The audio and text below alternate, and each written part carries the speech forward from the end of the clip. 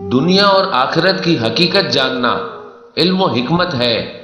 امیر المومنین امام علی علیہ السلام نے فرمایا، حکمت کا آغاز ترک لذات اور اس کی انتہا فانی چیزوں سے نفرت کرنا ہے۔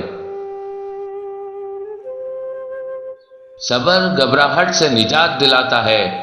امیر المومنین امام علی علیہ السلام نے فرمایا، مصیبت کے وقت گھبرا جانا مصیبت کو زیادہ کرتا ہے، اور صبر سے کام لینا مصیبت کو ختم کر دیتا ہے۔ امام محمد تقی علیہ السلام نے فرمایا، مومن تین باتوں کا محتاج ہے۔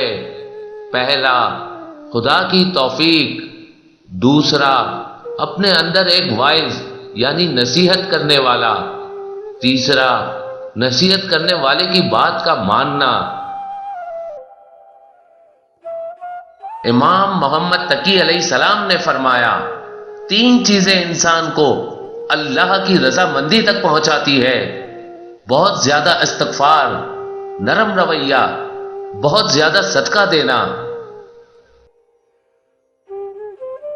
تیز آنکھیں، زیادہ سننے والے کان، محفوظ دل۔